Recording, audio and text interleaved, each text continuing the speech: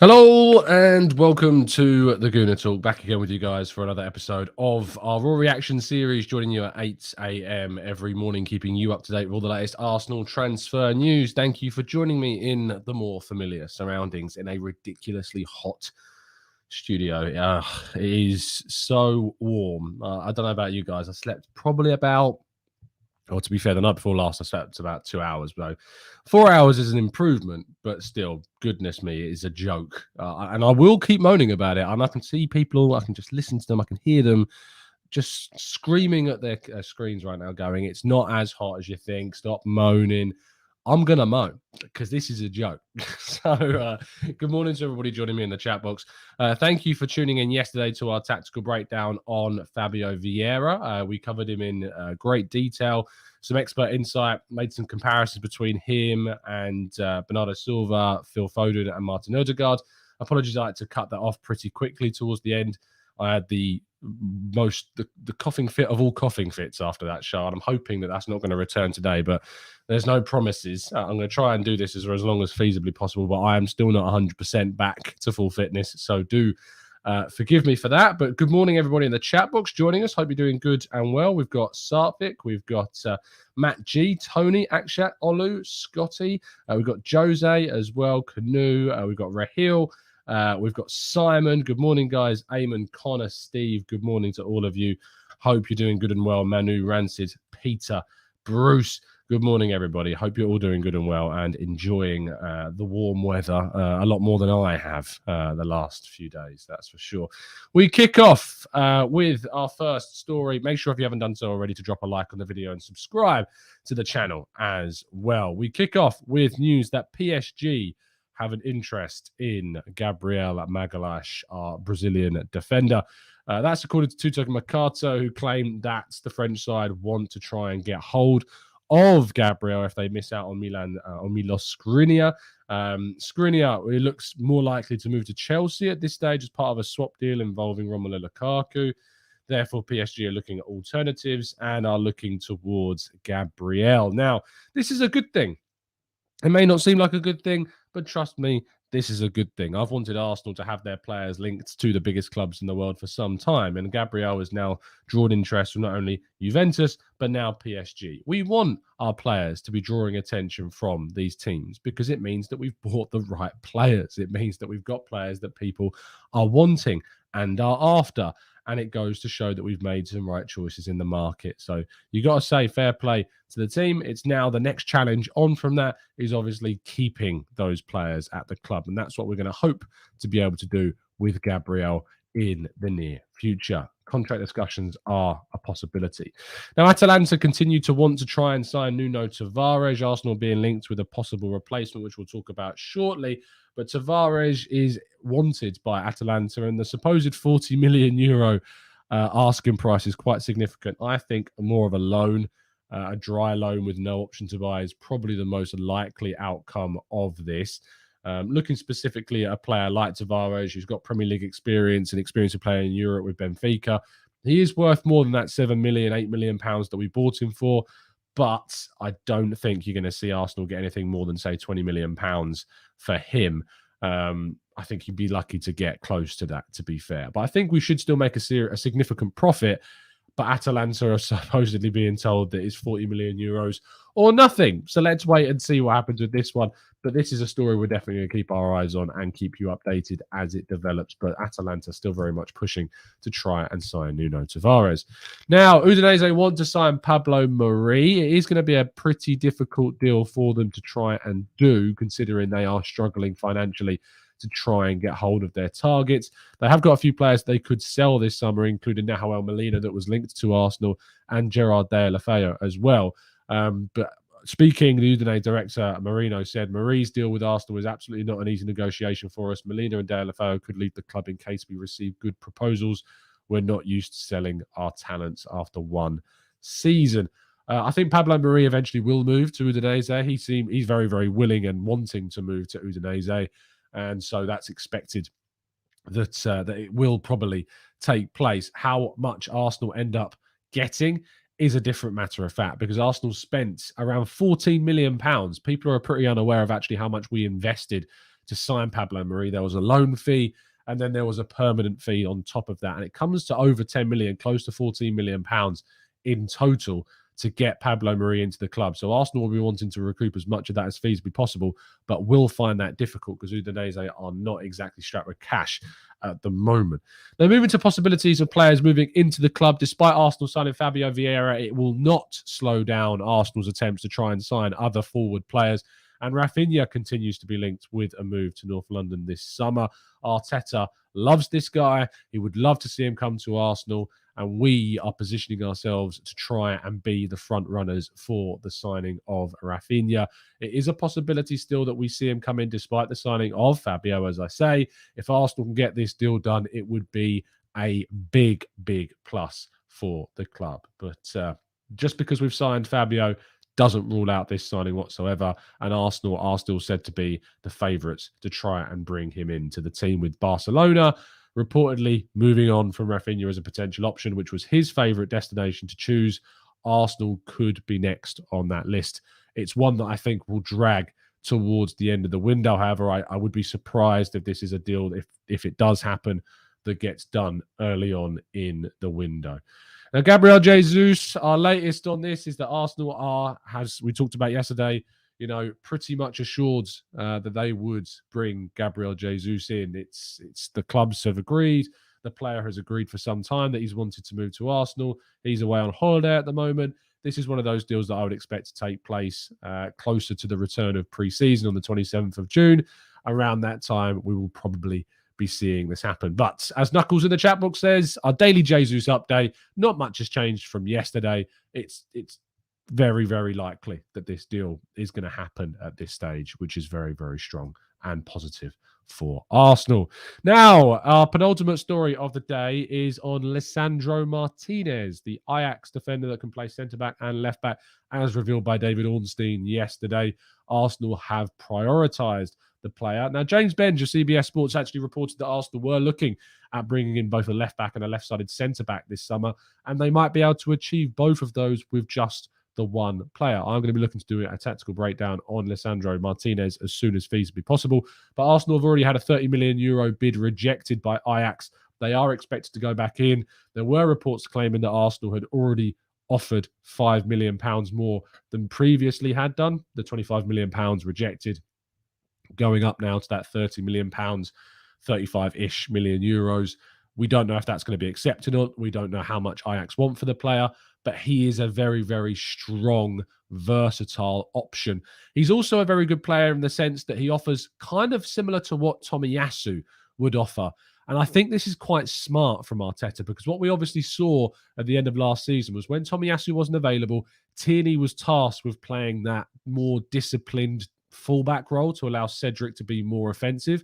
However, when Tierney got injured, it did mean that obviously Cedric and Tavares, both quite offensive fullbacks, there was no balance to the defence whatsoever. So actually having someone like Lisandro Martinez as a potential option to be that disciplined left-sided Tomiyasu, if you will, it gives Arsenal that balance that we've wanted in the defence and gives us that Tommy option on the left-hand side. So really, really strong. I really like this profile of player. We'll learn more about him as, of course, we do our tactical breakdowns in the near future. But this is a really positive move for Arsenal, and it shows that clearly we're willing to invest heavily in positions that we necessarily didn't think we were going to. I actually wrote a piece about this the other day, talking about how Ben White signing last summer showed that Arsenal are willing to pull out some surprises during the transfer windows. I think both this and the Fabio Vieira deal show that perfectly. Now, our final story of the day, unfortunately, is not a positive one. Youri Tielemans' move to Arsenal is in a bit of doubt. It was reported yesterday, according to Sky Sports, that Arsenal's interest in the player had somewhat cooled, and that the chances of him signing a kind of a permanent, not permanent, but a one-year extension at Leicester were more likely. Now, give me 2 seconds.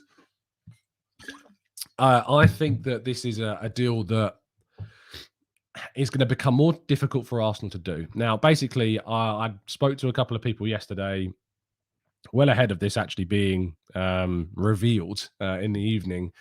And I remember speaking to Ben Jacobs of CBS Sports about this, and I said, are you hearing kind of what I'm hearing about this, that there's some issues with the deal? And because a couple of people have actually mentioned to me yesterday that there was some problems. I can't go into the reasons as to why, but in regards to actually the Tielemans deal happening, it is less likely than what we thought it was going to be. It was kind of 50-50. It looked a little bit closer to the not so good side of things yesterday. And then, of course, these reports from Sky came out in the evening, which kind of just legitimized those claims. Arsenal want to make sure that they have players that are that everything kind of falls in place during the negotiation process, and it's proving a bit tricky. It could be that, you know, Leicester are trying to get maximum value for their player. It could be that the Tielemans side of things wants to get maximum for the player himself, but it's just proving to be a bit more tricky than it previously was looking like. So yeah, it's a deal that can still happen. It's not a case of this won't categorically happen, but it's just proving to be a lot more difficult than it looked previously. So Yash, when you say, will we sign Tielemans? I can't sit here and say, yes, we will, because there are some issues with this. There are some problems with this. Jose says, could be a smokescreen. I don't know why it would be a smokescreen. Arsenal have wanted Tielemans for a long time. They agreed, you know, terms with the player and have done for a long, long time, since all the way back in January, as Ben Jacobs has reported of CBS Sports. But it's proven more difficult in the past couple of weeks. And to be honest, it makes sense why we've now not seen any more updates on this. It makes sense why we've not seen this deal progress like the Gabriel Jesus deal looks to be progressing. He has been Arsenal's priority in this position. And to be fair, the Fabio Vieira situation didn't affect this. You know, it wasn't a case of bringing in Fabio. It's just a situation where it's proving a little bit more tricky. Efe says, Fabrizio says, otherwise, that's not entirely true. Fabrizio, what he reported yesterday was that the contract extension was the tricky part. You know, not the tricky part, sorry. I'll read you the tweet. He says, been told Youri Tielemans is not considering to sign a contract extension with Leicester.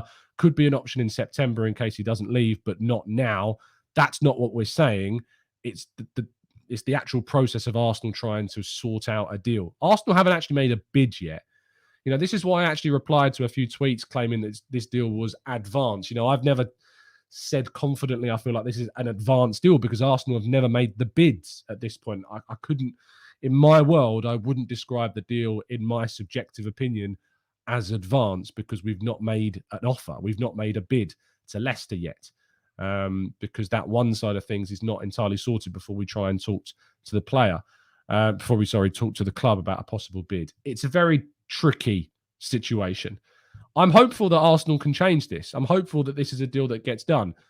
But unfortunately, it's not going as plain sailing as we might have been assuming it would have done, which is a frustration. But yeah. Anyway, we're going to complete the news there, and we're going to take some of your questions from the chat box. I hope you guys are enjoying what has been a very up and down show so far regarding news. Positives with Lisandro Martinez, Gabriel Jesus, Raphinha, etc. Not so much with Tielemans. If you've got any questions you'd like to throw into the chat, we're going to tackle those in just a quick second.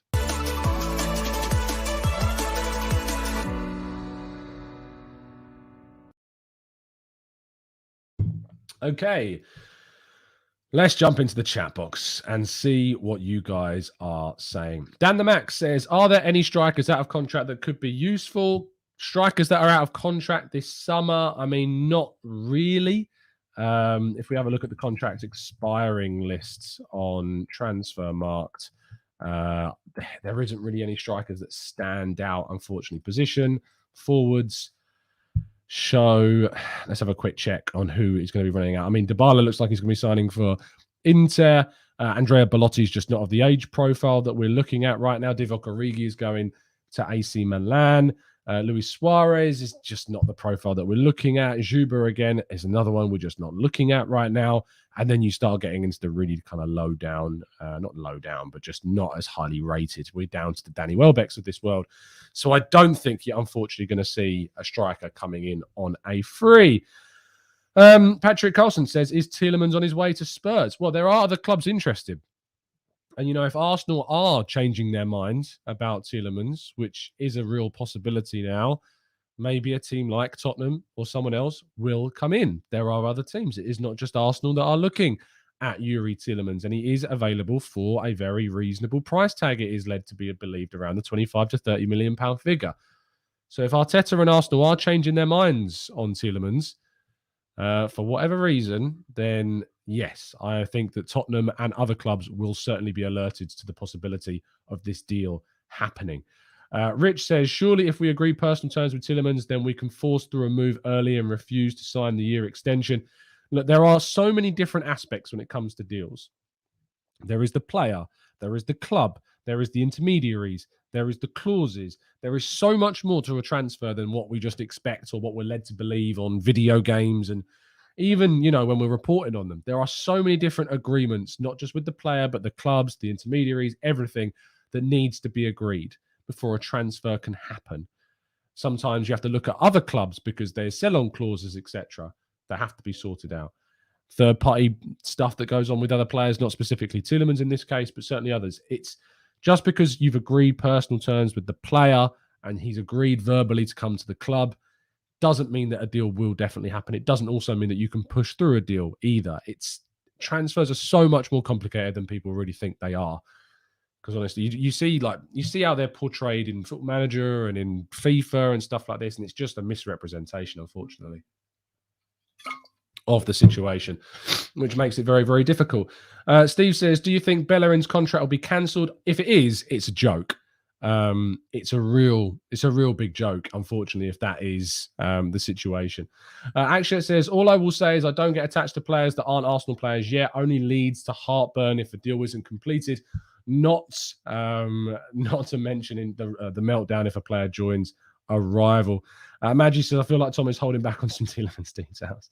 Look, it's just, you're not going to, it's just some things you can't say. It's a frustration. But, when you're told certain things and you're asked not to mention them, I'm going to respect that, But, I mean, I messaged Ben Jacobs yesterday talking about, because I'd heard from a couple of people there had been some issues, and I messaged him about, I can check the time for you if you like, around 6 o'clock, I think it must have been in the afternoon, because by that point, a couple of people had said something. It was 6:42, and then the information came out from Sky probably after 8 o'clock.